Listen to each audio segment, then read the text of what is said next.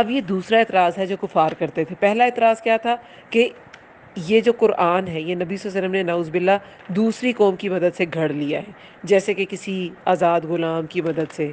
کن لوگوں کی مدد سے گھڑا ہے؟ ایک تو کہتے یہ نبی صلی اللہ علیہ وسلم نے خود گھڑ لیا ہے، فیبریکیٹ کیا ہے اس کو، افطرا، اس نے گھڑ لیا ہے اسے۔ دوسرا، آزاد شدہ غلاموں سے مل کر لکھ لیا گیا ہے اسے۔ تیسرا، کچھ پرانے اہل کتاب لوگ، جیسے کون تھے؟ عداس تو غلام تھے، ٹھیک ہے، وہ آزاد شدہ غلام تھے، اس سے مل کے گھڑ لیا گیا نعوذ باللہ۔ دوسرا، ایک اور کیا اعتراض تھا؟ کچھ پرانے اہل کتاب لوگوں کی مدد سے لکھا گیا ہے، جیسے کہ بحیرہ راہب تھا، اور کون تھے؟ ورقہ بن نوفل تھے۔ اب یہ کیا اعتراض کر رہے ہیں کہ یہ کہانیاں ہیں پہلوں کی، اس نے لکھوا لیا ہے انہیں، یہ ساری کہانیاں ہیں، اور وہ جو یہ جو لوگ ہیں نا، یہ ڈکٹیٹ کراتے ہیں، املا کراتے ہیں نبی صلی اللہ علیہ وسلم کو، صبح اور شام املا کرتے ہیں وہ اس پر علیہ، اس پر صبح اور شام۔ اب سوچنے کی بات ہے کہ نبی صلی اللہ علیہ وسلم کو یہ لوگ املا کراتے تھے، یا کوئی جنات آ کے نعوذ باللہ بتاتے تھے، تو یہ قریش کے کسی اعلیٰ درجے کے سردار کو کیوں نہیں بتاتے تھے؟ قرآن پر یہ صرف ان کے اعتراضات تھے کہ کسی طرح یہ ثابت کرے کہ قرآن جو ہے وہ اللہ تعالیٰ کا کلام نہیں ہے، یہ اللہ تعالیٰ کے الفاظ نہیں ہیں۔ یہ صرف ان کے آرگیومنٹس تھے کہ کسی طرح یہ ثابت کریں کہ یہ قرآن اللہ کی کتاب نہیں ہے۔ آج بھی جو غیر مسلم ہیں وہ کسی نہ کسی طرح یہ ثابت کرنے میں لگے ہیں کہ قرآن جو ہے نا وہ ورڈ آف گاڈ نہیں ہے، وہ اللہ تعالیٰ کا کلام نہیں ہے۔ اس میں اتنی ساری نقص نکالنے کے پیچھے لگے رہتے ہیں، پوری پوری ویب سائٹس بنی ہوئی ہیں جو اس میں کچھ نہ کچھ نکالتی رہتی ہیں۔ میں نے ایک پچھلے دنوں کچھ سائنٹیفک ویڈیوز میں ریسرچ کر رہی تھی قرآن سے ریلیٹڈ، تو بہت اچھی ویڈیو تھی اس پہ، پھر میں نے اس کا کامنٹ باکس کھولا تو اس میں، کیونکہ کامنٹ باکس میں اور بہت سی چیزیں سننے کو، دیکھنے کو، پڑھنے کو مل جاتی ہیں، اور کبھی کبھی بڑی انفارمیٹیو بھی ہوتی ہیں، تو اس میں نے پڑھا تو وہ جو مسلم تھے اوبویسلی انہوں نے اپریشیٹ کیا ہوا تھا کہ اللہ تعالیٰ کی جو ورسز ہیں وہ 1450 سال پرانی ہے، لیکن اب سائنس اس کو ڈسکور کر رہی ہے ان چیزوں کو۔ تو اس میں ایک کامنٹ تھا کہ یہ جو آپ بگ بینگ تھیوری کہتے ہیں، کہ جو سورہ انبیاء میں آتا ہے شروع میں کہ زمین و آسمان پہلے باہم ملے ہوئے تھے۔ اب یہ جو ہے اس میں کافی سارے حوالے دیے گئے کہ جو مصر کے لوگ ہیں اس کے فلانے گاڈ نے بھی یہی کہا، اور جو ایران کے لوگ ہیں اس کے فلانے گاڈ نے بھی، یعنی کہ ان کے جو متس ہیں پرانی اس میں بھی یہی باتیں کہیں نہ کہیں ملتی ہیں، تو آپ ان سب کو بھی مان لیں۔ اور وہ جو بھی شخص تھا، جو بھی پرسن تھا یا تھی، تو اس نے اس ایک کامنٹ پہ میں اتنے زیادہ اعتراضات نکال لیے کہ قرآن میں حضرت عمر رضی اللہ عنہ کا کوئی حوالہ نکالا، کس کا حوالہ نکالا کہ قرآن جو ہے وہ یہ نہیں تم کہہ سکتے کہ یہ کبھی بدلا نہیں، یہ کچھ آیات اس کی ایسے۔ اب اس کا مقصد یہ تھا کہ اس میں چینجنگز آئی ہیں، آپ لوگ اس بات کو پتہ نہیں کیوں بار بار ریپیٹ کرتے ہیں کہ یہ بالکل بدلا نہیں ہے، باقی سارے جو کتابیں ہیں وہ بدل دی گئی ہیں، یہ جو ہندوؤں کی کتاب ہے اس میں بھی بہت سے سائنٹیفک فیکٹس ہیں، اور بائبل میں بھی ہیں، اور اولڈ ٹیسٹمنی جو ہے تورات اس میں بھی ہیں، اور کافی ساری ایسی چیزیں۔ اب میں یہ دیکھ رہی تھی اس کامنٹ کے بعد نیچے کامنٹس بند ہو گئے، کسی نے یہ اعتراض کا کوئی جواب نہیں دیا کہ جو ناسخ و منسوخ ہے وہ تو سلسلہ ہے ہی قرآن میں، کچھ آیات جو ہیں وہ موجود ہیں لیکن ان کا حکم منسوخ ہے، اور کچھ جو ہیں ان کا حکم باقی ہے لیکن آیت منسوخ ہے، جیسے کہ رجم کی آیت اب نہیں ہے قرآن میں، اور حضرت عمر رضی اللہ عنہ سے مروی ہے کہ ہم وہ پڑھا کرتے تھے اور وہ قرآن میں تھی لیکن حکم باقی ہے۔ اور ویسے بھی وہ یہ جو شریعت موسوی ہے، اگر کسی چیز کی تردید نہیں کی گئی قرآن میں اور نبی صلی اللہ علیہ وسلم کی شریعت میں، تو وہ وہی والی شریعت جو ہے اس کا حکم باقی رکھا گیا ہے، جیسے رجم کا جو حکم ہے وہ باقی ہے، اور کچھ جو ہیں وہ آیات موجود ہیں مگر وہ حکم منسوخ ہے، جیسے کہ روزوں کے بارے میں ہے کہ روزہ جو ہے وہ شروع میں جس کی جتنی استطاعت ہے اس پہ اتنا فرض تھا، لیکن پھر آگے کیا فرما دیا گیا کہ اب تم پہ روزے فرض کر دیے گئے ہیں. تو پھر جتنے جو بھی آپ کی استطاعت ہے، آہستہ آہستہ مشقت سہ کے انسان روزے کا عادی ہو ہی جائے گا. روزہ رکھنا فرض ہے سوائے مریض اور مسافر کے، وہ پھر آگے ڈیٹیل ہے سورہ بقرہ میں آئی ہوئی ہے. اب بات یہ ہے کہ کسی نے اس کا جواب نہیں دیا. میں تو اس وقت جلدی میں تھی اور مجھے وہ جو ریلیٹڈ چیز تھی وہ میں نے نکالنی تھی، میں نے نکال لی. لیکن میں کتنی دیر بعد میں بھی سوچتی رہی کہ مسلمز میں یہ کتنی زیادہ کمی ہے کہ ہم لوگ سائنس کے ساتھ جو ہے اس کا جواب نہیں دے سکتے. اور ایون کہ سائنس کو تو پیچھے رکھ دیں، پہلے اللہ کا کلام ہے، سائنس اس کو پروف کرتی ہے تو ٹھیک ہے، اگر نہیں کرتی تو وہ سائنس کے پاس ابھی ایسے ٹولز نہیں ہوں گے جو اسے پروف کرے، تو ٹھیک ہے، نہیں ہوں گے اس کے پاس. لیکن قرآن جو ہے وہ اللہ کا کلام ہے، اللہ کی کتاب ہے. اور اس میں کیا کیا چینجنگز تھے وہ بھی نبی صلی اللہ علیہ وسلم کے زمانے میں ہی ڈیسائیڈڈ تھے، اس کے بعد سے کوئی چینج نہیں کیا گیا. لیکن یہ ہماری اپنے دین کی ہی سمجھ ہماری پوری نہیں ہے، باقی علوم تو بعد میں آئیں گے. تو آج بھی لوگ کسی نہ کسی طرح یہی ثابت کرنے میں لگے ہیں کہ یہ اللہ کا کلام نہیں ہے. اللہ کا کلام نہیں ہے تو ٹھیک ہے، کسی طرح یہ ثابت ہو جائے اللہ کا کلام نہیں ہے تو پھر یہ بھی ثابت ہو جائے گا یہ حق نہیں ہے. یہ جو پرانے امتیں تھیں یا جو کفار تھے وہ اسی طرح اپنے انبیاء کا اور کتابوں کا انکار کرتے تھے. سورہ انفال میں بھی یہی مضمون آیا ہے کہ جب ان پر ہماری آیات پڑھی جاتی ہیں کہتے ہیں ہم نے سن رکھا ہے اس سے پہلے، یہ پہلوں کی کہانی ہے، اساطیر الاولین، یہی کہتے تھے نا، یہ پرانی کہانی ہے. اور نبی صلی اللہ علیہ وسلم سے کیا کہا جا رہا ہے، کیا جواب دیں؟ قل، کہہ دیجئے، انزلہ الذی، نازل کیا ہے اسے، الذی، اس نے جو، یعلم، جانتا ہے، یعلم السر، چھپی بات کو، فی السماوات والارض، آسمانوں میں اور زمین میں، انہو، بے شک وہ، کانا، ہے وہ، غفور اور رحیم، بہت بخشنے والا، نہایت رحم کرنے والا. یہ قرآن تو اس کی طرف سے نازل کردہ ہے جو زمین و آسمان کی چھپی باتوں کو بھی جانتا ہے. زمین و آسمان کا مالک ہے، یہ تو کفار بھی مانتے تھے، اس کی چھپی باتوں کو بھی جانتا ہے. تو وہ جس پہ نازل کرے گا کتاب کو، جس شخص پہ نازل کرے گا، جس اپنے عبد پہ نازل کرے گا، وہ کسی سے پوچھ کے لکھے گا اسے؟ وہ رب تو خود سب کچھ جانتا ہے. وہ باتیں جو انسانوں پہ ابھی تک چھپی ہیں، انسانوں پہ تو بہت سے ابھی تک راز افشا نہیں ہوئے. بلیک ہول کی مسٹری ابھی تک کوئی پڑھ نہیں سکتا، کوئی جان نہیں سکتا، کوئی اسپیس شپ ایسی بنی نہیں جو اس کے اندر جا کے اسٹڈی کر سکے، کیونکہ اس کا گریویٹیشنل پل اتنا زیادہ ہے کہ جو بھی اس کے پاس جائے گی چیز، وہ اس کی گریوٹی سے وہ اندر چلی جائے گی اور اس کا واپس آنا ناممکن ہے. ایسی کوئی اسپیس شپ، ایسا کوئی ٹول ابھی بنا ہی نہیں ہے. تو یہ جو چھپی باتیں تو بہت سی ہیں. حضرت عیسیٰ علیہ السلام جو ہے وہ دوسرے آسمان پہ ملے تھے نبی صلی اللہ علیہ وسلم کو، یحییٰ علیہ السلام اور عیسیٰ علیہ السلام. اب وہ اس دنیا سے اٹھائے گئے، وہ کہاں ہیں؟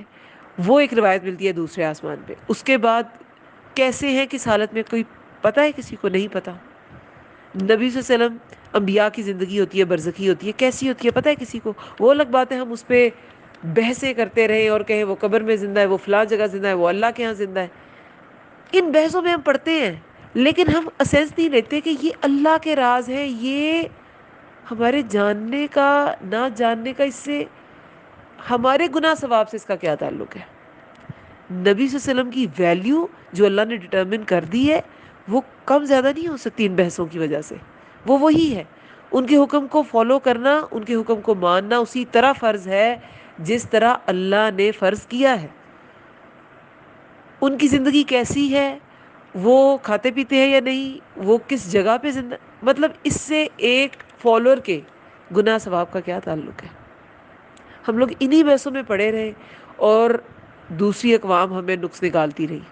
جب بغداد پہ حملہ ہوا تھا تو اس کے مختلف چوراہوں میں مختلف باتوں پہ بحثیں ہو رہی تھی. ایک چوراہے پہ بحث ہو رہی تھی سوئی کی نوک پہ کتنے فرشتے بیٹھ سکتے ہیں. ایک پہ بحث ہو رہی تھی کہ کوا حلال ہے کہ حرام. ایک روایت میں آتا ہے کہ براق حلال ہے کہ حرام.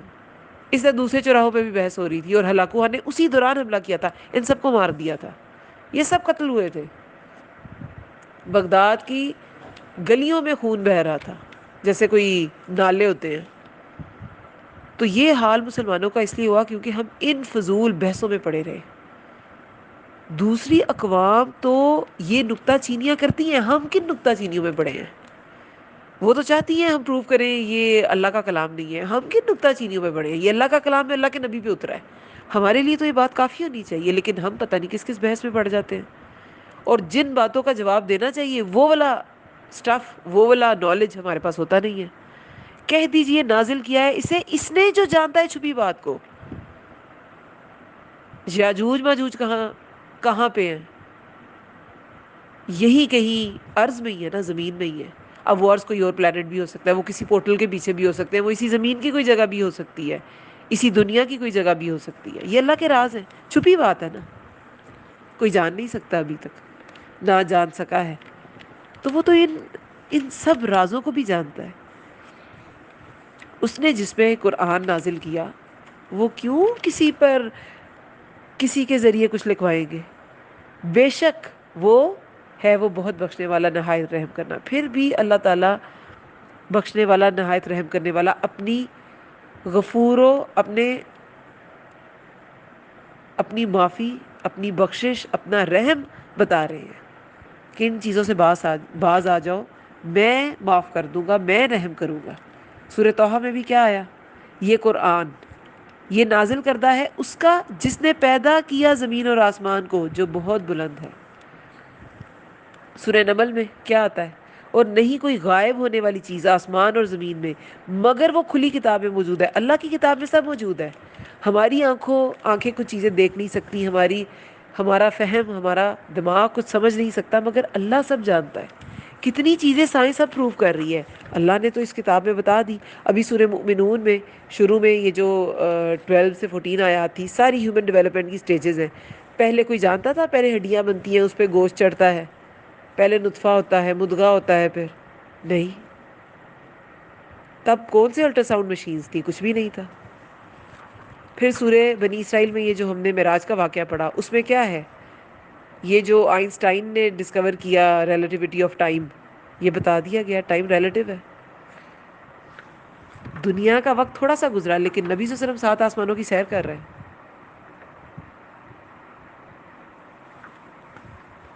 تو ابھی سورہ نور میں بھی یہ جو موجوں کی بات گزری، یہ تب کی باتیں ہیں جب کوئی ایسے ٹولز نہیں تھے، جب سمندر کے اندر دیکھا جاتا، آسمانوں کے اوپر دیکھا جاتا، سیٹلائٹس بھیجی جاتی۔ اگر ان باتوں سے بھی کوئی نہیں مانے گا تو اس کا کیا مطلب ہے؟ اسے نہیں ماننا۔ جیسے کہ رسول اللہ صلی اللہ علیہ وسلم کو کیا آیا قرآن میں، کیا ان کو کہا گیا کہ اگر یہ سب کچھ بھی آپ ان کے لیے کر دیں نا، اگر آپ چشمہ بھی جاری کر دیں، آپ کے لیے کھجور اور انگور کا باغ ہو اور نہریں بہا دیں اور اوپر آسمان ٹکڑے ٹکڑے ہو جائے، تو اللہ نے کیا کہا کہ یہ سب کچھ بھی اگر دے دیا جائے تو یہ اسلام نہیں لائیں گے۔ اور پھر جب انہیں پیشکش کی گئی جبریل علیہ السلام نے، تو نبی صلی اللہ علیہ وسلم نے انکار کر دیا کہ ان کو موقع دیا جائے، اللہ تعالیٰ کے رحم کا موقع دیا گیا، انہیں توبہ کا موقع دیا گیا کہ اللہ تعالیٰ کا رحم ان کو ملے، انہیں موقع ملے کہ اللہ تعالیٰ ان پہ رحم کر دے، انہیں موقع ملے یہ توبہ کر لیں۔ عربوں کے ہاں دیوانگی کی نا کچھ وجوہات تھی کہ اگر کوئی دیوانہ ہو گیا تو اس کی کیا وجہ ہوگی؟ اسے جن بھوت کا سایہ ہو گیا ہے، اس نے نہ کسی دیوی یا دیوتا کی شان میں گستاخی کر دی ہے تو اسے نہ کسی دیوی دیوتا کی مار پڑ گئی ہے، اس کی طرف سے کوئی قرض ہو گیا اس پہ، پھر کسی نے جادو کر دیا، دیوانہ ہو گیا ہے۔ تو یہ والے سارے اعتراضات انہوں نے نبی صلی اللہ علیہ وسلم پہ بھی کیے کہ اس کو یہ ہو گیا ہے، اور اس نے خود ہی سے پتہ نہیں کیا لکھ لیا، نعوذ باللہ۔ وقالو، اور انہوں نے کہا، مالی، کیا ہے، ھذا الرسولی، اس رسول کو، یأکل الطعام، کہ وہ کھاتا ہے طعام، کھانا، ویمشی، اور وہ چلتا ہے، فی الاسواق، بازاروں میں، لولا، کیوں نہیں، انزلا، اتارا گیا، الیہ، اس پر، ملکن، کوئی فرشتہ، فیکون، تو وہ ہوتا، معاہو، ساتھ اس کے، نذیرا، ڈرانے والا۔ اب کیا کہہ رہے ہیں؟ اب یہ ایک اور اعتراض، پہلے قرآن پہ اعتراضات، اب نبی صلی اللہ علیہ وسلم پہ اعتراضات۔ کیا اعتراض کر رہے ہیں کہ ان کا مددگار کوئی فرشتہ کیوں نہیں ہے، اور یہ کیسا رسول ہے؟ ان کے خیال میں ان کی دنیاوی سوچ تھی، دنیا اورینٹڈ ان کی سوچ تھی، دنیاوی فائدے ان کو نظر آتے تھے، آخرت ان کو نظر ہی نہیں آتی تھی، نہ وہ آخرت پر یقین رکھتے تھے. تو ان کے نزدیک جس کے پاس دنیا کا مال و متاع ہے وہی بڑا عزت دار ہے اور وہی اس قابل ہے کہ اس کو فالو کیا جائے، جیسے ان کے اپنے سردار تھے. تو وہ کہتے ہیں کہ یہ تو بازاروں میں چھوٹی چھوٹی چیزوں کے لیے وہ جاتا ہے اور چھوٹی چھوٹی چیزوں کی اس کو ضرورت پڑتی ہے، کھانے پینے کی اور خرید و فروخت کی، یہ کیسا رسول ہے؟ آج بھی ہم دیکھیں، ہم کسی انسان سے جب ہمیں عقیدت ہو جاتی ہے نا، تو ہم اس میں کوئی غیر فطری چیزیں ڈھونڈنے لگتے ہیں، غیر فطری اس میں ہم اس کی پاورز چاہتے ہیں اس میں ہو. نارمل انسان ہم ایکسیپٹ ہی نہیں کرتے کہ وہ بھی حق کی دعوت دے سکتا ہے. نہیں، اگر وہ حق کی دعوت دے سکتا ہے، دیتا ہے، وہ بہت پائس ہے، تو اس میں کوئی عجیب و غریب چیزیں اور سپر نیچرل پاورز اس میں ہونی چاہیے. تو بس ان کا بھی یہی معاملہ تھا کہ یہ عام کیوں کھاتا ہے اور کھانا کھاتا ہے، اسے کھانے کی بھی احتیاج ہے اور یہ بازاروں میں بھی چلتا پھرتا ہے، چھوٹی موٹی ضرورتوں کے لیے اسے بازاروں میں جانا پڑتا ہے. تو یہ کیسا رسول ہے؟ کیوں نہیں اتارا گیا اس کے ساتھ کوئی فرشتہ کیوں نہیں لگا دیا گیا کہ جو اس کے ساتھ اس کا کام کرتا، لوگ کو خبردار کرتا، ڈراتا؟ لیکن قرآن میں ایک جگہ پہ کیا آتا ہے، اگر فرشتے بھی آتے تب بھی یہ نہ مانتے. تب کیا کہتے؟ ہم نے تب بھی یہ لاجکس پڑھی تھی. تب کیا کہتے کہ یہ تو فرشتہ اس لیے سب کر سکتا ہے، انسان ہوتا تو ہم دیکھتے یہ کیسے فالو کرتا ہے. تب بھی انہوں نے نہیں ماننا تھا، تب بھی کوئی نہ کوئی توجیہ بنا لینی تھی. اسی طرح اگر فرشتہ آتا تو کیا یہ اسے ڈر نہ جاتے؟ اور اسی طرح اگر فرشتہ آتا اور انسان کی شکل میں آتا تب بھی وہ نہ مانتے. ہم کیسے مانے فرشتہ ہے؟ یہ سارے اعتراضات ان کے صرف اس بات پہ تھے کہ یہ اپنے باپ دادا کے دین سے ہلنا نہیں چاہتے تھے. بس بات صرف اتنی تھی کہ وہ اپنے باپ دادا کا دین چھوڑنا ہی نہیں چاہتے تھے.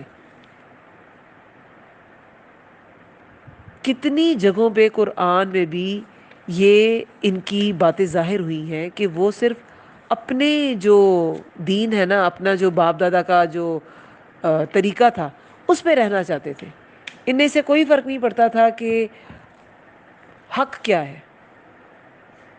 جیسے سورہ زخرف میں بھی آتا ہے نا، یہ قرآن دونوں آبادیوں میں سے، یعنی یہ دونوں آبادیاں کون سی ہیں؟ مکہ اور طائف کی. دونوں آبادیوں میں سے کسی بڑے آدمی پر کیوں نہ اتارا گیا. پھر سورہ زخرف میں اور کیا آتا ہے، کیا تمہارے رب کی رحمت یہ لوگ تقسیم کریں گے؟ یہ تو رب کی رحمت ہے، یہ لوگ تقسیم کریں گے؟ یہ لوگ اللہ کے جو کام ہے ان میں انٹرفیئر کریں گے؟ یہ ان کے صرف آرگیومنٹس تھے.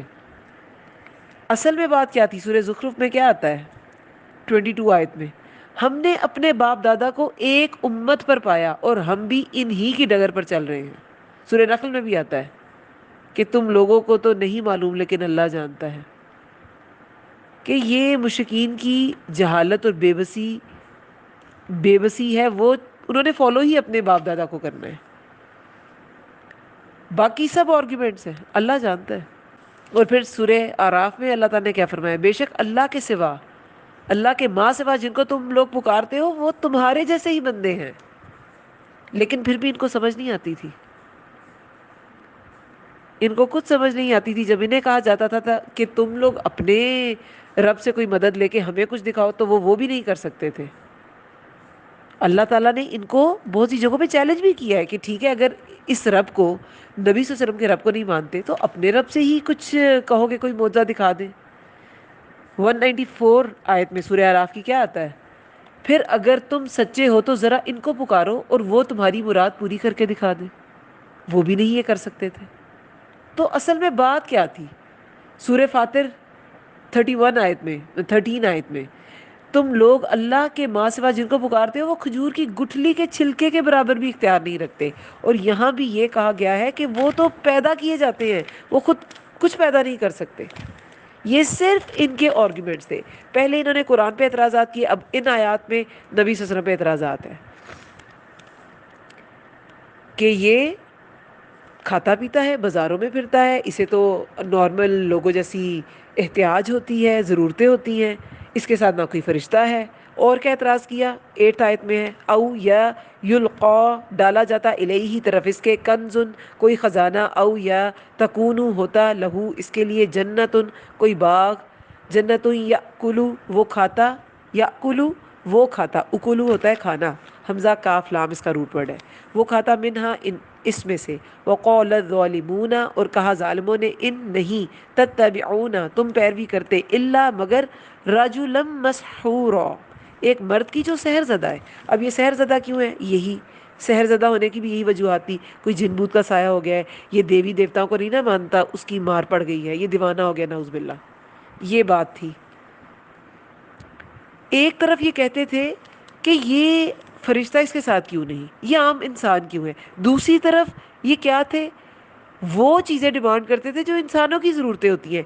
خزانوں کی ضرورت کسی فرشتے کو تو نہیں ہو سکتی، فرشتے تو نہ انسانوں کی طرح کھاتے ہیں، نہ ان کی خوراک انسانوں جیسی ہے، نہ ان کی انسانوں جیسی ضرورتیں ہیں، یہ گھر بنانا اور یہ سب چیزیں، وہ تو اڑتے پھرتے ہیں، یہ تو انسانوں کی ضرورتیں ہیں۔ بس ان کا کام آرگیومنٹس اکٹھے کرنا تھا، اٹکل پچو باتیں ان کی تھیں، بے سروپا باتیں تھیں۔ ایک طرف کہتے ہیں اس کے ساتھ فرشتہ کیوں نہیں ہے، تو دوسری طرف کہتے ہیں کہ انسانوں کی طرح یہ خزانوں والا کیوں نہیں ہے، خزانے کی ضرورت تو انسانوں کو ہے، فرشتوں کو تو نہیں ہے۔ بس کچھ نہ کچھ اعتراض کرتے تھے، یا ڈالا جاتا طرف اس کے کوئی خزانہ، یا ہوتا اس کے لیے کوئی باغ۔ اب جیسے شیب ابی طالب میں جب نبی صلی اللہ علیہ وسلم رہے، پہلے تو حضرت خدیجہ نے بہت مال نبی صلی اللہ علیہ وسلم کے مشن پر لگایا، وہ مالدار خاتون تھی، نبی صلی اللہ علیہ وسلم تجارت بھی کرتے تھے، لیکن جب بائیکاٹ ہو گیا، سوشل بائیکاٹ، اکنامک بائیکاٹ، کوئی چیز خرید و فروخت نہیں، جب حرام مہینے، حرمت والے مہینے ہوتے، تب اتنی بنو عبد المطلب اور بنو ہاشم کو اتنی مہنگی چیزوں کے دام بتاتے کہ وہ خرید ہی نہیں سکتے تھے، کہ ایک روایت میں آتا ہے کہ نبی صلی اللہ علیہ وسلم کہتے ہیں کہ میرے اور بلال رضی اللہ عنہ پر ایسا وقت گزرا کہ پورا مہینہ ہمارے پاس کوئی ایسی چیز نہیں تھی جو کھانے کے قابل ہو، ایسا وقت بھی آ گیا۔ تو یہ لوگ یہی باتیں کرتے تھے، کوئی خزانہ کیوں نہیں اس پہ اتر گیا اگر یہ اتنا ہی سچا ہے نعوذ باللہ، یا کوئی باغ کیوں نہیں ہے، اسی میں سے یہ لوگ کھا پی لیتے، اتنے بیچارے مجبور ہیں۔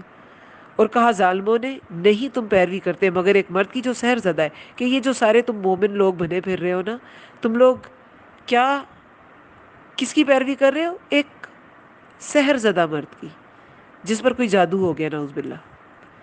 سورہ زخرف میں کیا آتا ہے، کیوں نہیں اس پر سونے کے کنگن اتارے گئے؟ تو بس یہ ساری ان کی ڈیمانڈز تھی، سونے کے کنگن آ جائیں، خزانے آ جائیں، فرشتہ آ جائے، آسمان پر ایک سیڑھی چڑھ کے یہ چڑھ جائے، اور صرف چڑھ نہ جائے، کتاب بھی لے کے آئے، اور پتہ نہیں کیا کیا۔ انظر دیکھو، کیفا کس طرح، ضربو انہوں نے بیان کی، لکا آپ کے لیے، الامثال مثالیں، فضلوا تو وہ بھٹک گئے، فلا پس نہیں، یستطیعون وہ استطاعت رکھتے، سبیلا راستے کی۔ دیکھو کس طرح انہوں نے بیان کیا آپ کے لیے مثالیں، کہ یہ جو مثالیں آپ کے لیے بیان کر رہے ہیں نا، یہ جو عجیب عجیب آرگیومنٹس دے رہے ہیں، یہ جو الزام لگا رہے ہیں، اب ان کو خود سمجھ نہیں آ رہا کہ اب کریں کیا، تو وہ بھٹک گئے ہیں، اب وہ خود اس میں بھٹک گئے ہیں، اب خود اس میں وہ گمراہ ہو گئے ہیں۔ اب جھوٹ اتنے سارے بول چکے ہیں، ایک جھوٹ پر دوسرا جھوٹ گڑ لیتے ہیں، ایک بات کرتے ہیں بالکل شمال کی، دوسری بات کرتے ہیں جنوب کی، سمجھ نہیں آتا اب اس کو بیلنس کیسے کریں۔ ایک بات کر رہے ہیں فرشتہ کیوں نہیں ہے، دوسری بات کر رہے ہیں آدمی ایک اگر مرد ہے تو رجل ایک عام انسان ہے تو امیر کیوں نہیں ہے۔ ایک طرف آپ کو فرشتہ بھی چاہیے، دوسری طرف انسان چاہیے اور دولت والا چاہیے۔ خود ہی اپنی باتوں میں یہ گم ہو کر رہ گئے ہیں، جو الزام لگاتے ہیں خود نہیں سمجھ پاتے کہ جھوٹ کو چھپانے کے لیے مزید کیا بولیں، اب تو وہ بھٹک گئے ہیں، پس نہیں وہ استطاعت رکھتے راستے کی، اب ان کے لیے کوئی راستہ نہیں ہے، یہ اپنی گمراہی میں ایسے بھٹک گئے ہیں کہ اب ان کے پاس استطاعت ہی نہیں ہے کہ یہ صراط مستقیم سچا راستہ، سیدھا راستہ تلاش کر سکیں۔ پھر آگے 10th آیت میں ہے